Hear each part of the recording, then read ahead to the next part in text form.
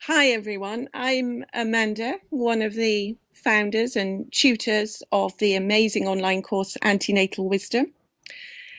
Today I'll be in conversation with Dominique Sakoilsky, who also is one of the founders and tutors of Antenatal Wisdom and also one of my dear friends. So we're just here today really to have a chat, to have a conversation about a particular topic. So hi Dom and welcome. Hi, Amanda. So it's good to talk, and I was just wondering if you wouldn't mind, Dom, maybe starting with just a couple of sentences to explain what antenatal wisdom is for anyone listening who isn't one of our students at the moment. So, Antenatal Wisdom is an amazing online course which gives you an accredited qualification to be an antenatal teacher and doula, accredited by FedAnt. And we also support that with Skype sessions, downloads, tutor student interaction, and then we do offer contact days for those who need to come to get the qualification if you're not a practitioner already, or those who wish to have that face-to-face contact training days. Yeah. Yeah, and as you say, Dom, a lot of our students are practitioners who can take the course as an advanced postgraduate qualification. So Yeah. that's also wonderful, isn't it? Yeah, Absolutely, and we have people all around the world that we do. we're, training and communicating with, Yeah. which gives a real sort of massive interest with all the different cultures, different things going on. Yeah. So today I was thinking it would be nice for us to have a conversation about how how as antenatal teachers or doulas can we support the women that we're working with who may sometimes experience grief or loss during pregnancy, because that um, that can arise, can't it? Whether we're running groups or whether we're working one to one with pregnant women. Absolutely. I mean, I think that it can arise any time in life anyway, can't it? Yes. And so I think pregnancy is no different in that way. And yet there is, well, I guess we're inhabiting a different state in some sense when we're pregnant. So, yeah, I think it would be useful to have a conversation about that because I think grief and loss can come in so many different ways in pregnancy. I mean, we could experience grief and loss with the loss of a loved one. So it could be a parent or a friend. It could be a grandparent. It could be a friend's baby who's in our peer kind of pregnancy group, if you like. Yeah. Or I also think that we can sometimes experience a grief and loss in pregnancy where something arises that sort of perhaps challenges or rocks our boat of how we thought it would be. Maybe we have a scan and something comes forward which shows something to be different, and either that leaves us with an unknown, if you like, until the baby's born, or perhaps it confirms that there is going to be something different with this baby in terms of their physicality or something like that. So, and I think even that is a loss in a different kind of way, perhaps loss of inhabiting the pregnancy in the way that we were inhabiting it before we got that information. Yes, absolutely. I agree with everything you're saying, Dom. And also the thought that's coming into my mind is that it's almost part of the process of being pregnant, isn't it? Grief and loss. That some women may experience feeling loss of a particular lifestyle or Absolutely. the loss of their career or loss in so many different ways, and also of course ultimately the pregnancy is going to end and the baby is going to be born, so there is always going to be the loss of Yes. being pregnant. So I suppose what we're talking about today is maybe intensity of loss. Do you feel that? Yes, because I agree with you. I mean, it makes me think of module 6, when the Seven Secrets one, when I kind of refer to the state of goodbye, Yeah, where things are always changing and moving. And I think parenting itself is in some ways always the state of goodbye, yeah, because things are always moving. We're always moving up, transitioning in some sense. yeah, But yes, I guess I was thinking. I mean, I would agree with you that there for many women there is a need to acknowledge, I guess, that pregnancy in itself is a loss of the old and a, an opening to something different and new. And Yeah. there might be grief around that. But I was also thinking about when somebody has a sudden loss or a Yes. big loss of a person in their life when they're pregnant, Yeah. that sometimes that could be experienced as a shock Yeah. that could come in. And I suppose one of the things I would say is it's really good just to notice, to notice when you feel impacted in that way, because sometimes shock can kind of sweep in and grip us without us kind of almost catching it on the way in. Yes. And And then it's yes, almost as if we're paralyzed, sort of. It feels yes, not that frozen. we truly are paralyzed No, and of course stuck not. in that feeling of grief or loss, but the shock almost, yes, exaggerates that sense, and it can feel as though we're stuck, doesn't it?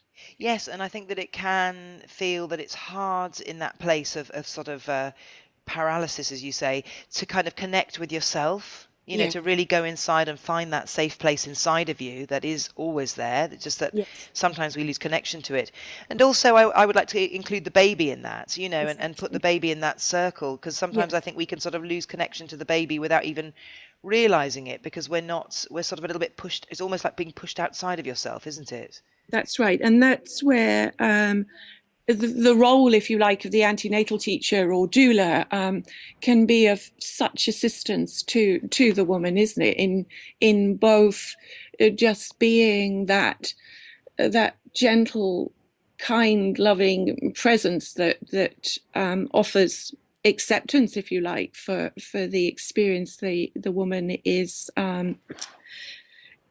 the situation the woman is experiencing in that moment, but also could very gently and appropriately um, support the woman in coming back to the relationship with her baby, because that isn't always easy, is it? If we took, say, examples of working as an antenatal teacher, and one woman in your group may experience a shock or a loss, and then how how would you work, Dom, with somebody who has experienced a strong, intense shock or loss, and the appearances, and I'm stressing appearances because everybody's experience is unique and different, of course, the appearances that we could say disassociating Yes. from the relationship with her baby in the womb. Yes, I think it's almost like as we get pushed outside of ourselves, other things can come in, self-doubt Yes. or self-judgment or that kind of thing. I mean, I think for me, the first thing is to come back to myself and Yes. just, catch in a way where that also could impact any sort of shock or grief loss issues that I might have. Because I think that, it's part of being a human being to experience grief and loss. And I think we'll all have our own stories around that. And some of them would appear to go quite, very deeply. So Yes. I think that if we feel a bit knocked, out of our center as antenatal teacher or doula by somebody else's big shock or grief or loss, then I think that it's first, it's going to be harder, isn't it, to hold that space for the woman. So I think, first of all, come back to yourself and just check, that you're not sort of, agitating around that for yourself, or that if it hits Yes. something in you, that you could put it to one side and come back to it at another time and give it the Yes. care it needs. Yes. So, you're clearing the space for yourself, and you're really dropping back into that space within the self where you can hold this place for the woman to be nurtured and rested in. And I'm not, it might be in a practical sense, but I'm really talking about on a deeper level Yes. where all of her is welcome. Her shock, her grief, her loss, there is no bit of this woman having this experience that isn't welcome in this circle at this moment. Yes. And And what a gift that is, that any antenatal teacher doula can offer to others, because just for a moment I'm imagining for myself in my mind's eye, imagine being in a place of shock and someone just offering to you, as you said, all is welcome, bring all of it.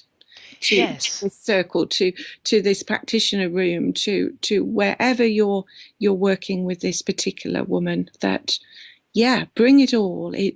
It's welcome. I mean, it kind of affirms for me that place where, that it is my belief that there really is nothing that we cannot meet within ourselves. Some things might appear more challenging than others, but I do believe we can always meet what is presented to us, if you like, what it is that we're experiencing. There is nothing that could actually be unmeetable. Yes, and I think you're touching on something, Dom, that we offer over and over again in antenatal wisdom, that if we're willing to meet something within ourselves, then of course, how can that not open the space for the so-called other, the woman who has come and knocked on our door, as it were, to invite this within for herself as well. Yeah. And absolutely, and I think that kind of really touches for me the heart of the training, which is about always being able to bring it back to yourself. And sometimes that means that we have our own work to do, we have our own refinement in that process, and because actually we want to be able to hold steady in that place, whatever comes. And I think the other thing is that having that awareness that as somebody in a group might experience a sudden loss, that also sort of the shock, if you like, can ripple out. And if other people have sort of stories or experiences around loss and grief, that can really touch and agitate their stories. So, the deeper and the bigger and the stronger the space, the safe harbor, if you like, that you can offer, then in a way it's like it doesn't matter not to be afraid of ripples out, because actually, the sea is so much bigger, if you like, than the ripples that are sort of agitating. Yes. And the other thing I'd like to bring forward in our conversation is that no matter what experience we are having in any situation and in any moment, or maybe we could put it another way, whatever diagnosis sometimes we are offered in every moment, part of what I always hope I extend to the women I work with is the reminder that we are not the situation. We are not the diagnosis. Yes, sometimes we forget, and sometimes we begin to identify with the diagnosis, with the situation. And of course, that's part of our humanness, and it feels intense, and it feels like we are all our feelings. But somehow to silently or gently communicate that this is not who she is, that no, we're not reduced to that, to that feeling, if you like. Yes, and yes, we experience it, and yes, part of this being human, if you like, is to meet those feelings, but to really recognize that we are not the situation, however much we identify with it, and that we are not the diagnosis. Sometimes, of course, we believe we are, and sometimes it feels as though we're totally consumed by the experience. But absolutely, and I think that with sort of modern antenatal care and very sort of scans changing and being kind of in some ways more able to see things in the baby growing within, there's a lot more measuring and that kind of stuff that goes on. Certainly compared to say 10 or 15, 20 years ago, I would say I experience a lot more women who probably do have diagnosis, as you say, come forward in the pregnancy through the scanning, which can bring forward sort of shock or fear or agitation, and in some ways there is loss in that, loss of the rested relaxation they were hoping for in their pregnancy. That's right. Because maybe an organ is a little bit bigger than they want, and they're not necessarily given a diagnosis that this means anything, but they're often left with that speculation, and I would say that worry. So it's kind of like it can't be fixed, if you like, it's not something that you can go, okay, well, we can do more tests now on this baby inside of you and we'll find out for sure. So the only kind of useful place, I would say, to the only truthful place to hold out is this space to come back to yourself. Even where you might feel so knocked by something or some information. And again, kind of coming back to yourself for that state of relaxation, rather than looking for confirmation outside of yourself where you might not find it. Yes, yeah, exactly. And would you say that our message at Antenatal Wisdom is that every woman and every baby as well has everything within them to meet any situation, and that every situation is an opportunity to dive deeper into love.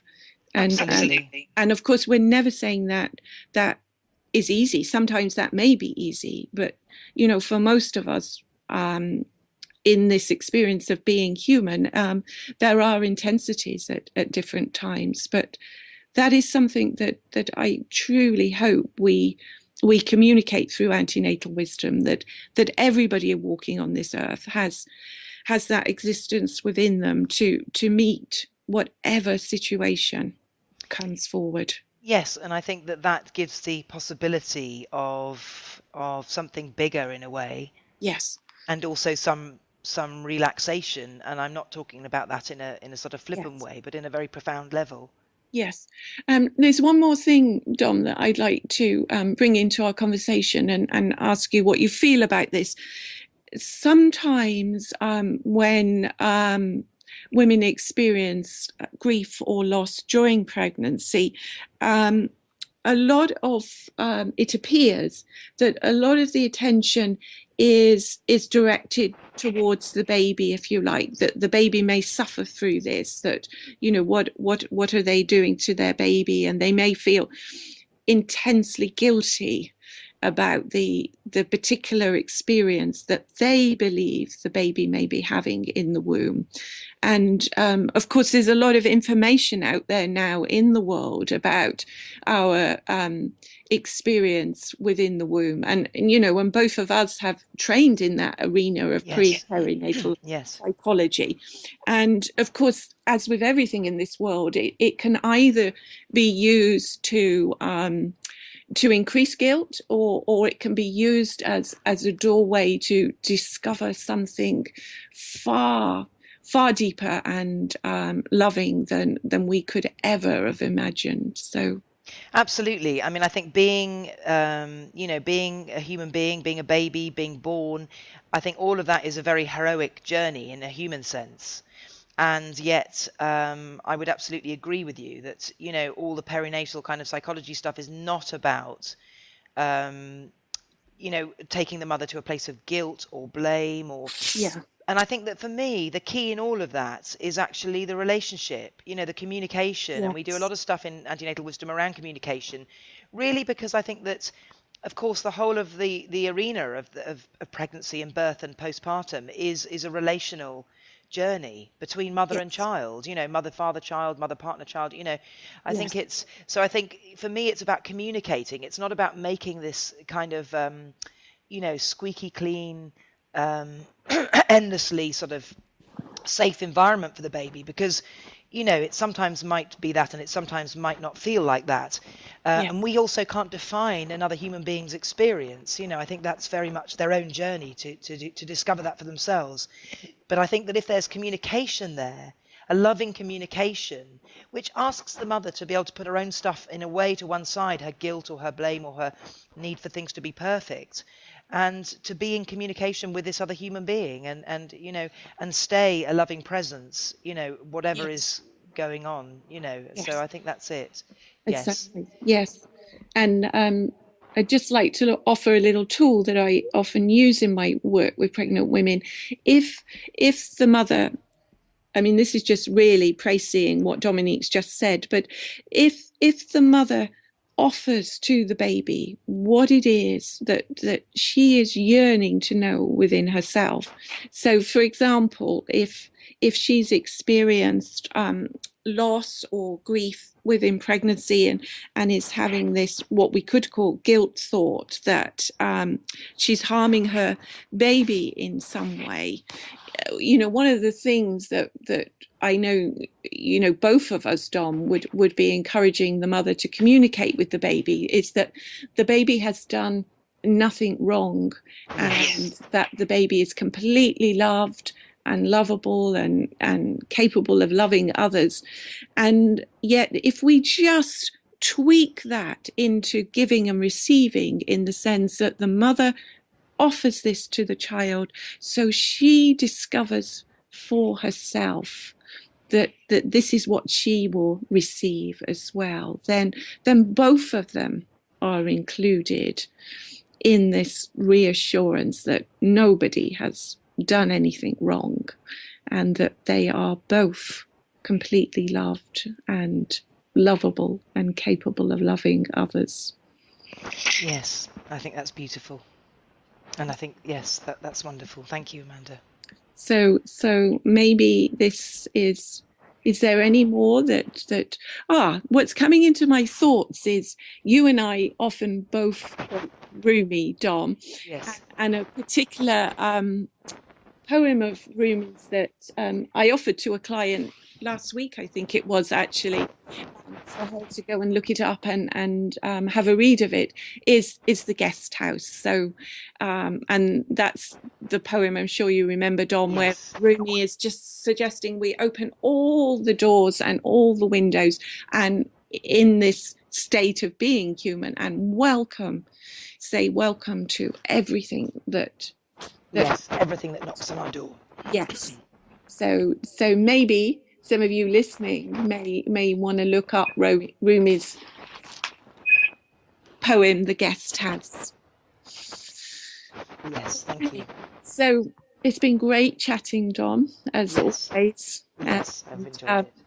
I just so love this journey we're on of offering antenatal wisdom to everybody who knocks on our door. Yeah, absolutely. Yeah. Excuse me, offering it to everybody and offering it to ourselves. Yeah. Thanks, Amanda. Yeah. Okay. Lots of love. You too. Bye. Bye.